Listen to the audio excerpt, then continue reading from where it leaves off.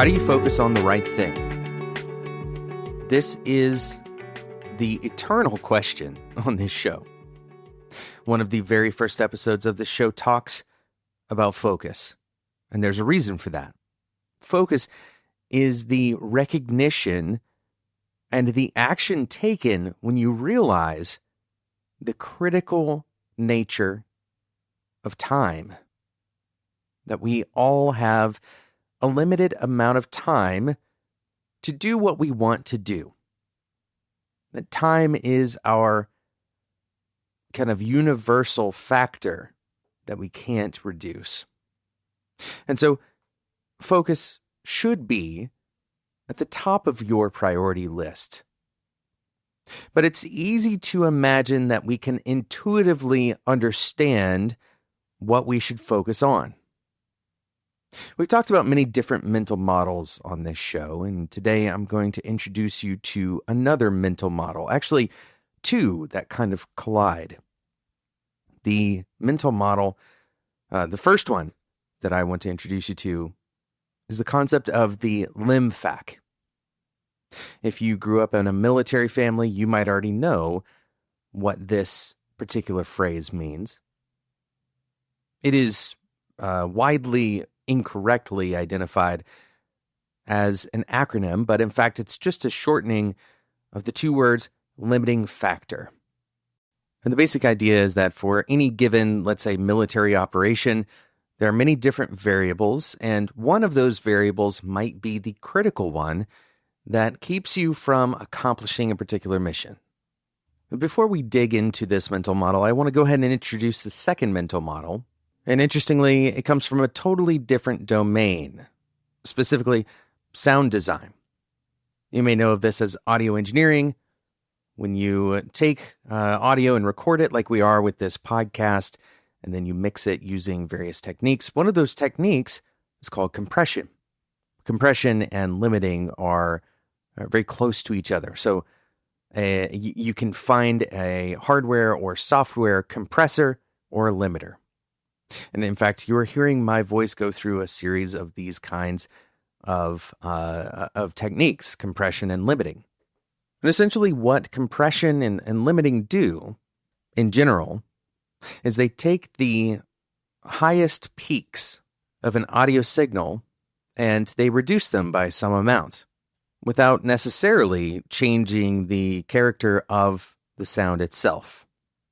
And so the effect is that the dynamics, which is basically the difference between the loudest and the softest part of a given audio recording, are reduced.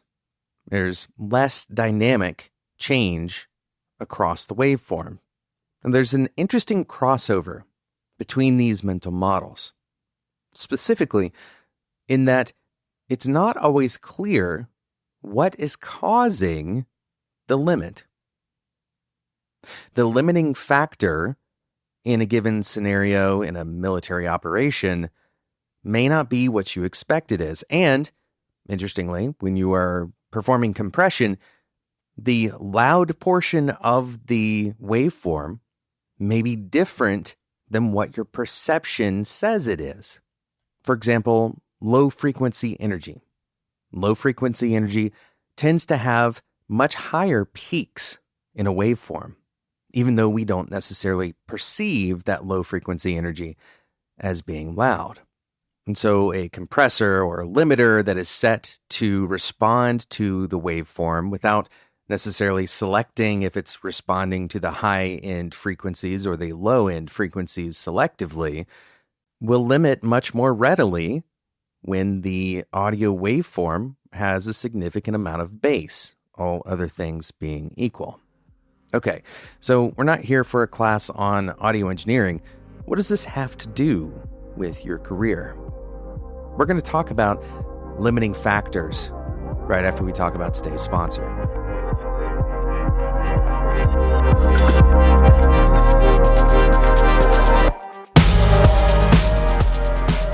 This episode is sponsored by Unblocked, and in fact, it turns out that what Unblocked does is an example of a hidden limiting factor and a product that deals with it. Specifically, How long do you think it should take to write 7 lines of code? Should it take a couple of minutes? Would it take an hour? What if it takes 5 days? Is that okay? You might be tempted to think that the developers on your team need help writing code, that is their limiting factor, but it's usually not the case. The biggest drag in software development isn't writing code, it's having enough context to know what code to write. That is the limiting factor. In a perfect world, your engineering team wouldn't waste time, days even, searching for the context to understand your application. But on average, most developers spend more than 2 hours a week trying to find information about how a code base works. That's why there's Unblocked, to give your engineering team the answers they need to get their jobs done at the speed they and you both want. Your codebase is a compilation of thousands of past decisions and discussions that live across tools like GitHub, Slack, Jira, Confluence, and more. And Unblocked surfaces this history next to your code, so everyone on your team has the context they need. And when someone has a question, Unblocked answers with the accuracy of your most experienced engineers. Get started today at getunblocked.com.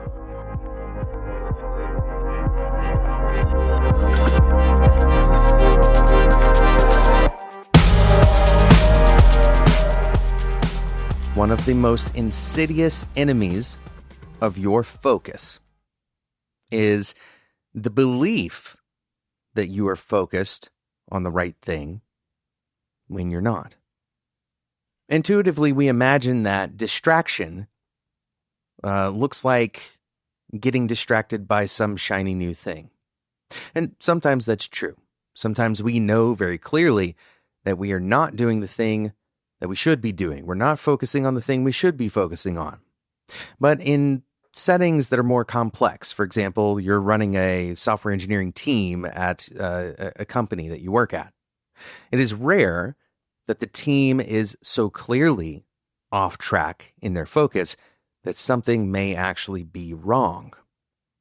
And so we imagine that as long as we aren't getting distracted by shiny things and we are choosing intentionally what we're doing, then that equates to proper focus. But very often, this is a misconception. And it's one of the reasons why it's so important to explicitly identify your limiting factors. Let's say, for example, that you are trying to push for a raise at your job. And so you work incredibly hard. You try to maintain a balance, but you also put in extra energy in trying to learn and trying to identify opportunities to show your leadership potential. There's a bunch of different ways you could do this, but let's imagine you're putting a lot of energy into those common ways. But there's another factor at play, one that maybe you hadn't considered. Your organization is dependent on grants from external donors, and there is a limitation to what they can provide to you without changing your role, your title. And so while you've spent a lot of energy trying to, kind of show your capacity in your current role, your performance may not be the limiting factor at all. You may talk with your manager and find out that, in fact, there's no roles open at all that they can promote you into. And so their hands are tied, and you just spent a lot of energy for maybe some positive gain overall, but not achieving the goal that you intended to achieve. There was some external factor, some external limiting factor. Similarly, we can imagine that limiting factors exist when they actually don't. This is a very common kind of natural pathway for engineers, especially engineers who are joining larger companies from smaller companies. We all have kind of a default understanding of what optimization is sufficient for our situation. Now, my recommendation here is to always provide clarity on your targets for any kind of optimization.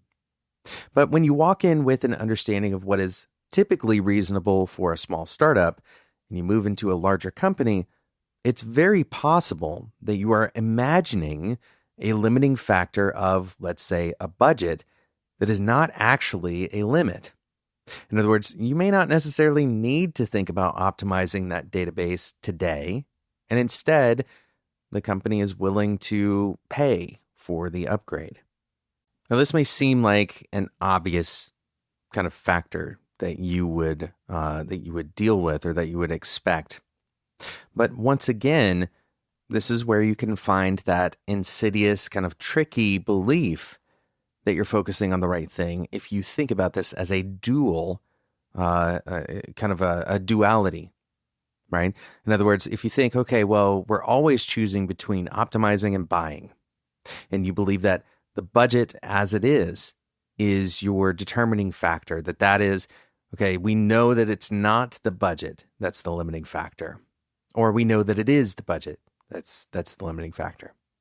But the truth is that you may see this information and take it at face value and believe that it gives you the focusing effect that you need, when actually the limiting factor may be beyond this duality.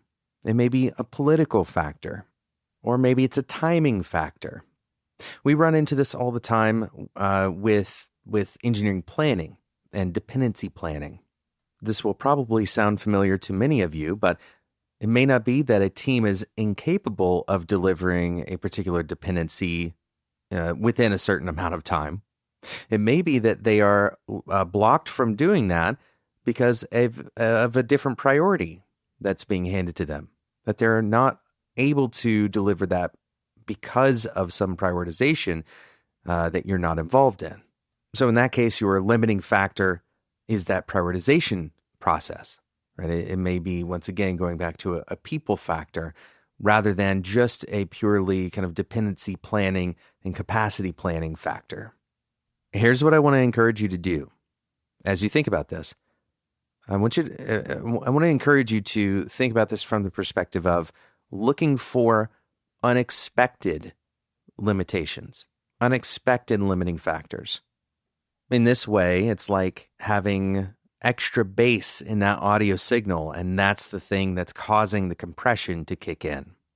The way that you approach this concept, this idea of identifying the limiting factor, is by validating that your identified factor is the correct one. Instead of assuming that your focus is clarified just by being intentional, you can be intentional and also be wrong. And so clarifying, okay, is this actually the limiting factor, or is there something else that even if we got this part right, even if we overcame this particular hurdle, that something else would actually be the compression on this problem, that something else is actually kicking in, something else is causing this bottleneck, right? This very much kind of echoes the theory of constraints. The idea that one constraint, you may have constraints in your system that you don't necessarily immediately recognize. And kind of as a bonus way of thinking is, once this constraint is removed, what is the next one? Right? With a system, especially in theory of constraints, there's always another bottleneck.